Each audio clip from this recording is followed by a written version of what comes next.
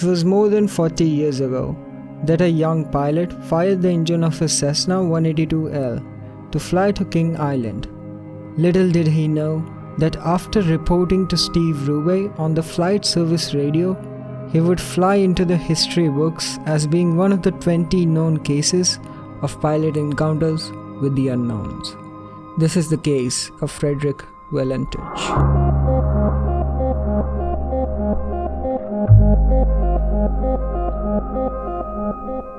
Frederick was only 20 years old, a member of the Air Training Corps, a volunteer youth cadet program sponsored by the Royal Australian Air Force. He had his private pilot's license for a little over a year and had a corresponding amount of flight experience. He lived with his parents and by all accounts was a fine young man with no serious problems and was happily pursuing his career of choice. One day on 18th October 1978, he showed up at Moorabbin Airport in Melbourne to hire a plane in order to fly out to King Island, a round trip of some 560 kilometers, about 3.5 hours worth of flight time. He was turned away due to bad weather over the ocean. 3 days later, he returned to try again and this time got his plane, a single-engine Cessna. He took off at about 6:15 p.m. in the evening of 21st October 1978 for what would be his first and the only night flight over water. The weather was good, visibility excellent, with scattered clouds and light winds. King Island is about halfway between main island of Tasmania and mainland Australia. To fly there from Melbourne, you typically don't fly in a straight line because that would mean you're over water nearly entire way, and flying over water is riskier than flying over land. So pilots typically go from Melbourne southwest along the coast to Cape Otway, which is the closest point on the mainland to King Island. This longer route is mostly over land. However, even this safest route includes a stretch of 85 straight kilometers over water. Frederick's flight proceeded uneventfully. About 20 minutes after sunset, he turned away from the coast at an altitude of 4,500 feet and began the long stretch over water. At a little after 7:06 p.m., Frederick Valentich made a radio contact with the air traffic controllers in Melbourne to inquire if there were any other aircraft known to be flying in the area. The answer from Melbourne was no, an answer that was confirmed again during the odd communication that followed. Recordings of the actual radio conversation do exist, but for some reason I couldn't find the real recordings. However, the transcript of the conversation is still available, and based on that, there have been several reenactments. Here's one of them. This is Delta Sierra Juliet. Is there any known traffic below 5,000 feet? No known traffic. Seems to be a large aircraft below 5,000 feet. What type of aircraft is it? I cannot confirm. It's four bright, seems to me like landing lights. The aircraft has just passed over me at least 1,000 feet above. Is there any Air Force aircraft in the vicinity? No known aircraft in the vicinity. Seems to be playing some sort of game. He's flying over me. Delta Sierra Juliet, it's not an aircraft, it's... Can you describe the aircraft? As it's flying past, it's a long shape. Cannot identify it, it has such speed. It's before me right now, Melbourne. How large would the object be? Seems like it's stationary. What it's doing right now is orbiting. The thing is just orbiting on top of me. It's also got a green light and a sort of metallic, like, it's shiny on the outside. It's just vanished. That strange aircraft's hovering on top of me again. It's hovering and it's not an aircraft.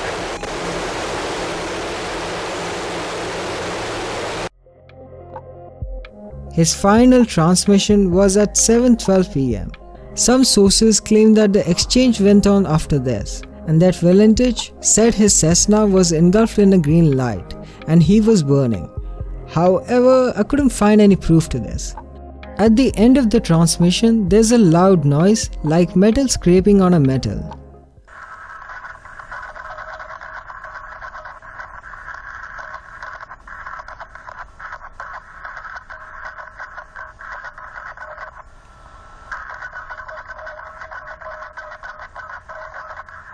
Frederick Valentich was never heard again. Although an intensive air, land and sea search was carried out until 25th October, no trace of Cessna or Frederick was found. The Bureau of Air Safety Investigation released its findings in May 1982, stating that the reason for disappearance of aircraft has not been determined, but the outcome was presumed fatal. Interestingly, there appears to have been numerous UFO and strange light sightings in the Kings Island and Bass Strait area on the night that Frederick Valentich disappeared. There also may have been sightings both in the weeks before and after the event. The number of reported UFO sightings in the area range anywhere between 11 and 50. At this point, the information has become so convoluted that it would be nearly impossible to come up with a definite number of sightings. To understand what happened, we need to look more closely at Frederick Valentich himself. Frederick Valentich was a 20-year-old inexperienced flyer with only about 150 total hours of flying time and a Class 4 instrument rating, which meant he could operate at night, but only in visual meteorological conditions. He had twice been rejected by the Royal Australian Air Force due to inadequate education. Having obtained a private pilot's license in September 1977, he was studying part-time for a commercial pilot's license. Unfortunately, he had failed all 5 of his exam subjects, not once but twice, and just the month before, again failed 3 subjects. Further, his involvement in 3 flying incidents came to the attention of officials.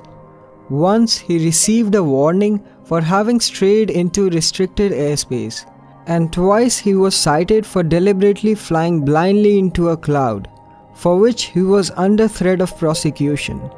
In brief, Valentich may have been an accident waiting to happen. Moreover, the young pilot was enthralled with UFOs, watching films and accumulating articles on the topic. Earlier that year, according to his father, Valentich had himself observed a UFO moving away very fast, and he had expressed to his father his worry about what would happen if such presumed extraterrestrial craft should ever attack. Several theories have been set forth regarding the disappearance of Frederick Valentich. All of them are rooted in some truth, though all are speculations as we cannot verify what happened to Valentich that night. One theory is that Valentich committed suicide but wanted to go out with a bang. There is nothing to suggest this. Frederick was a well-adjusted young man. He had a girlfriend. There was no problem there. He wasn't suffering from depression and he got well with the family. There is absolutely no reason to believe that Frederick Valentich wanted to die. Another theory is that he was either killed or taken by aliens. There is no way to prove or disapprove that suggestion. Another is that Frederick's engine troubles came from interference from the unidentified flying object. Again, this is yet another theory that cannot be proven, but it is supported by the fact that Valentich reported engine trouble during his encounter with it. However, this is hardly evidence of the truth of the theory. And lastly, there's this theory that Frederick was playing an elaborate practical joke. Yet his father later said that Valentich would have taken such a thing very seriously. But upon my research, I found few things that made me look further into this theory.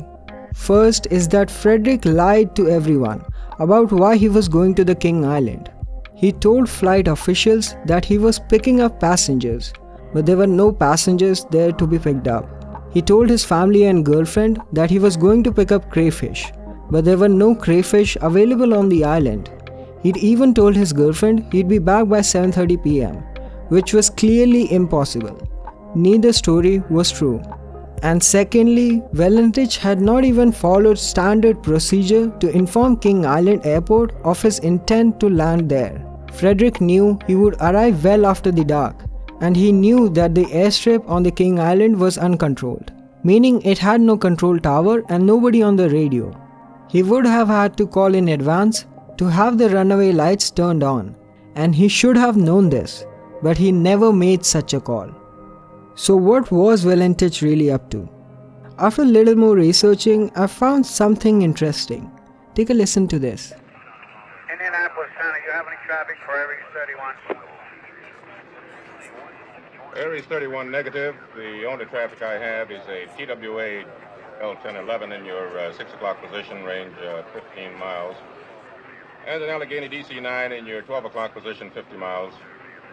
Stand by 1, I'll take a look at broad Andover. Aries 31 has traffic 2 o'clock, slightly above and descending.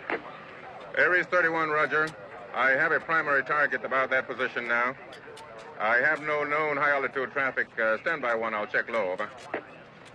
Dick, will you check low altitude and see if they know who this is? Center Aries 31. The traffic's not lower than us. It's 1 o'clock now, still above me and descending. Aries 31, can you say aircraft type? Negative, Center. No distinct outline. To tell you the truth, the target is rather brilliant. That's the brightest anti-collision lights I think I've ever seen. Alternating white to red. Colors are a little striking. Center, this is TWA 517. Traffic now looks like extra bright landing lights. I thought Aries had his landing lights on. Could be a satellite. Aries 31, I have the primary target now in your 10 o'clock position, 5 miles over. I've never seen anything like that. About an SR-71? The traffic is proceeding northeastbound, no altitude readout. Roger, Center. It doesn't appear it's going to be a problem now. He's going to descend about 1,500 feet below me. Wait a second. Stand by 1. Okay, Center. Aries 31, the traffic has turned. He's heading right for my windshield. We're turning right immediately and leaving flight level 350 now. Aries 31, descend and maintain flight level 310. Break, Allegheny 444, turn right 30 degrees. Get on the order of the 45th recon wing. See what the hell they could be testing up there. This scene was from a movie by Steven Spielberg called The Close Encounters of the Third Kind, which was released in 1977, 1 year before Frederick's disappearance. The movie was a favorite among UFO fans and ignited an intense community interest in UFOs and the potential of extraterrestrial life. Frederick seemed to have emulated every major element in that movie scene. Does that mean he was trying to replicate the famous movie scene and in the process possibly starving his carburetors and crashing into the ocean? Given his fascination with UFO and extraterrestrials, it's a likely possibility. But there is absolutely no way to know that for sure, as these are just theories and speculations. Frederick Valentich may very well have encountered a UFO. However, whether said unidentified flying object had anything to do with his disappearance is impossible to ascertain. The most likely of scenarios is that he encountered engine trouble and crashed into the ocean, where the plane and possibly his body remains to this day.